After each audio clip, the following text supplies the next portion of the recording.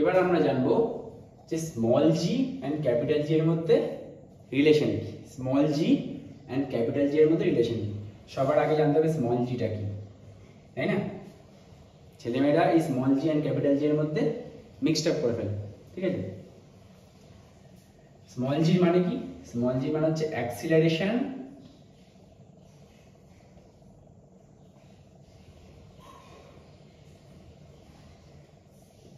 Due to gravity. Small জির মানে হচ্ছে acceleration due to gravity and capital জির মানে হচ্ছে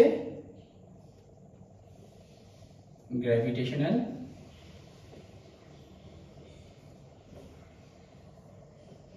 কনস্ট্যান্ট, ঠিক আছে? আচ্ছা, এই স্মল জির ভ্যালুটা ডিফারেন্ট প্ল্যানেটসের জন্য ডিফারেন্ট। স্মল জির ভ্যালুটা ডিফারেন্ট প্ল্যানেটসের জন্য ডিফারেন্ট অ্যান্ড ইভেন ডিফারেন্ট প্লেসের জন্য ডিফারেন্ট, ঠিক আছে?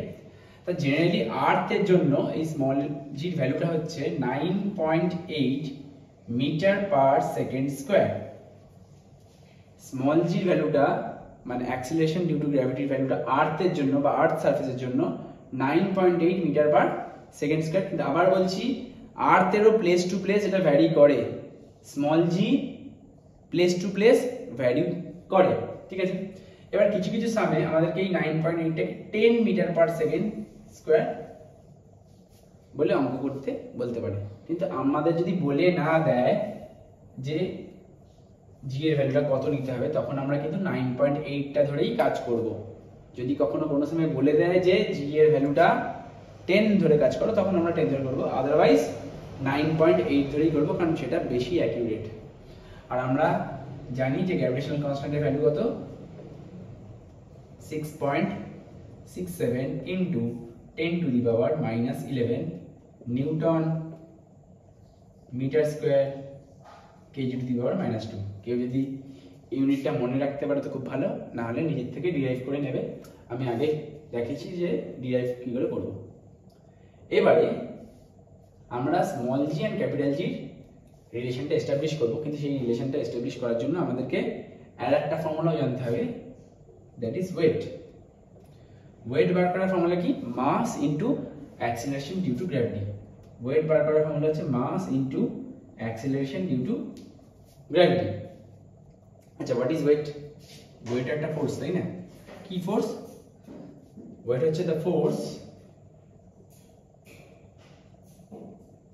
by which the earth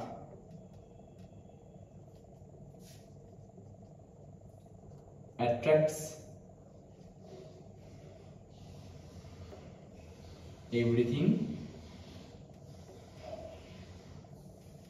towards itself.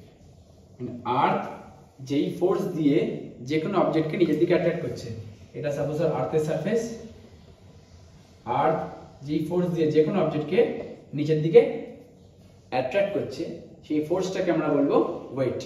And সেই ওয়েট বার করার ফর্মুলা হচ্ছে mass into acceleration due to gravity, ঠিক আছে? আর এই ফোর্স বা ওয়েটের ইউনিট কি হবে? নিউটন। যদি ইউনিটটা লিখি হয় ক্যাপিটাল লেটারে লিখবো, দ্যাট ইজ শুধু এন।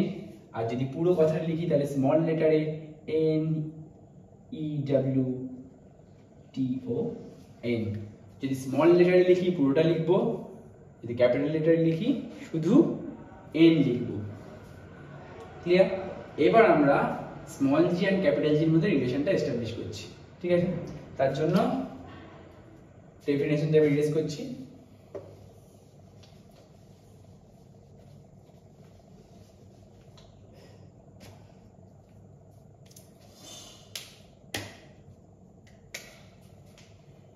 লেটস সে এটা আর্থ সারফেস,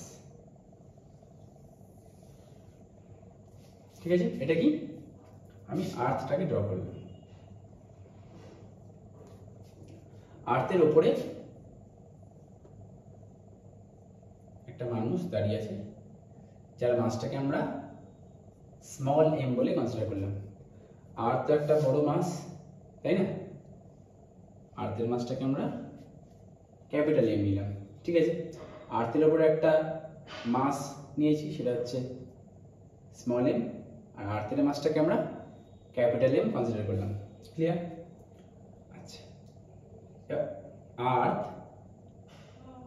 অ্যান্ড এই মানুষটার মধ্যে যে সেপারেশনটা আছে সেই সেপারেশনটা কি হবে?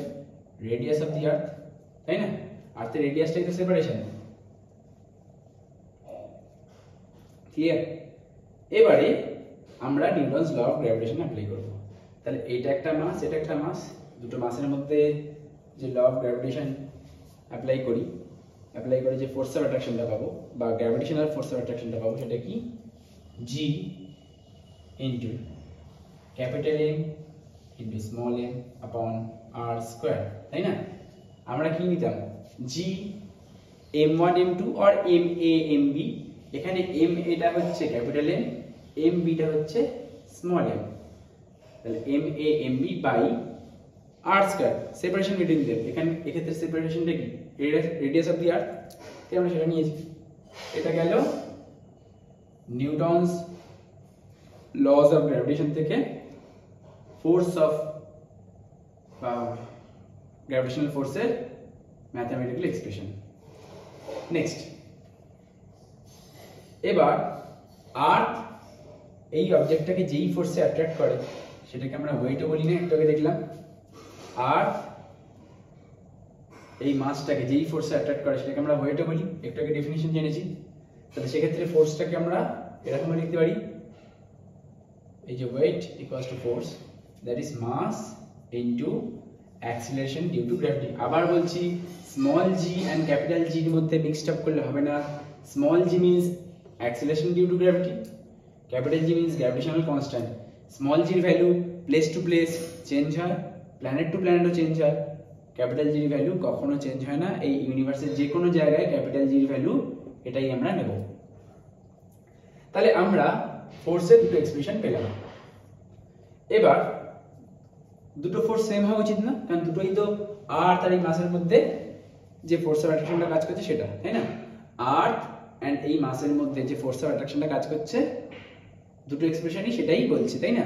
তাহলে সেক্ষেত্রে আমরা এই ফোর্সের এক্সপ্রেশন আর এই ফোর্সের এক্সপ্রেশন দুটো ইকুয়াল করতে পারি। তাহলে এই রাইট সাইডটা আমি ইরেজ করছি।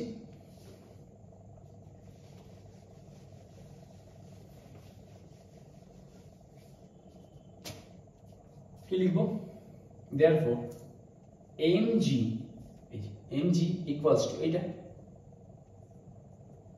g m m upon r square।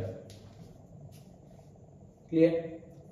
এবার আমি এই small m and small m কেটে যাবে, তাহলে স্মল g কি আসলো? Capital G capital M upon r square। আবার বলছি, small g means acceleration due to gravity, capital G means gravitational constant, capital M means mass of the earth, capital R means radius of the earth। এই radius of the earth এর ভ্যালুটা constant, কারণ এটা change হবে না, সেটা আমরা যখন নিউমেরিক্যালস করব আমরা ডেটাটা মেমোরাইজ করে রাখবো। ক্লিয়ার?